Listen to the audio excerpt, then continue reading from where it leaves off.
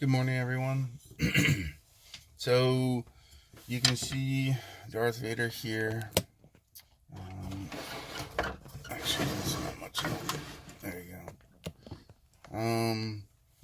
So I'm creating the frame now. Obviously, I have 4 edges. I've just created the pieces of the frame, and I'll go over that with you now. In addition, I'll do some little updates on the carving.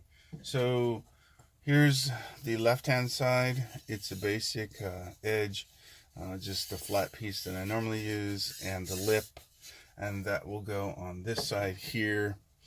This just sets there, and it's the proper height and all that. This one here is contoured to the carving. It's higher on the edges and lower in the middle to get that round look of the Cloud City, whatever area they're in, but it's rounded, so that's there to get that in there. So now I have this piece of the top portion that is higher and lower, and that fits just directly right there.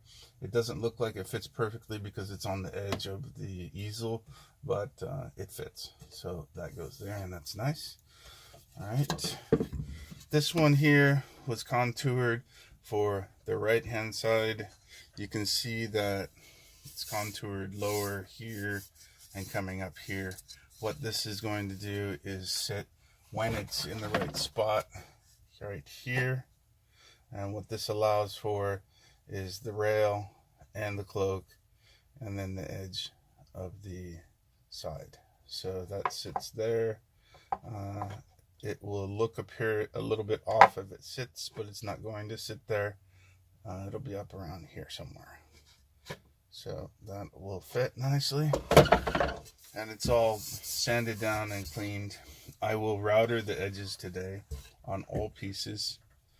And haven't decided exactly what the edge will look like, but we'll get into that again. This is a particularly beautiful piece. Coloring is just wonderful.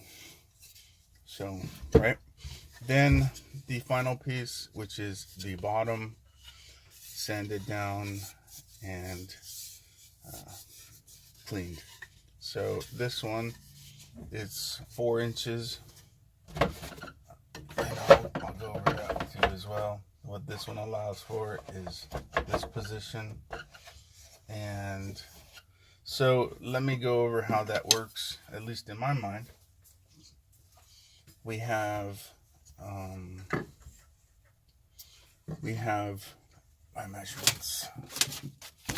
So we have a 2.25 height here and here, because it's 2.25 height here and here, meaning that it's not 2.25 on the edges, but it is on the frame, because I have added in another 1/2 inch. So the total height of these corners is 1.75, and I add a 1/4 inch to the back and a 1/4 inch to the top in order to cover the thickness of the lip and the thickness of the back, to allow for the carving to not stick out past the frame on the back side.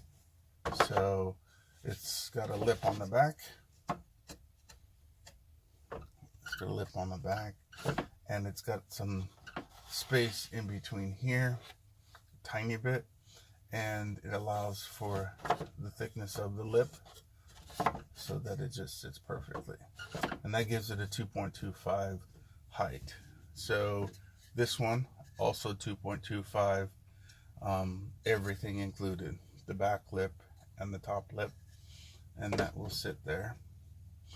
This one 2.25 here, so that it allows for the lip on the back and the front, and will meet up with both. It will meet up here and meet up here. So it meets at the top of this side and the bottom of this side, both being 2.25. This one's 2.25 as well. The far side, sorry.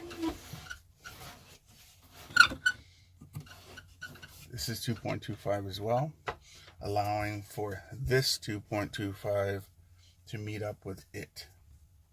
And then these here are 4 inches, and this is 4 inches meeting up with both corners, and it will mesh perfectly once I create the 45s. Next, all right, so I'll get to the routing and start putting the frame together. Additionally, sometimes it just works out this way, but when I created the lips, this color obviously doesn't match very well with the color of the entire backing, and this one as well. This one's a little bit better because it has some white in it, and this one's pretty white. So what I'll probably do is use some stain to try to get these to match slightly better. It's hard to tell from here, but this is super dark, and then this is a little lighter, matching this better. So I'll use this stain and I'll go all the way across. It won't match perfectly, but it'll be much nicer than just completely opposites here. And this one, I'll probably do it down here as well. It'll be better than the complete opposites. So we'll clean that up as well. All right, I will get to it.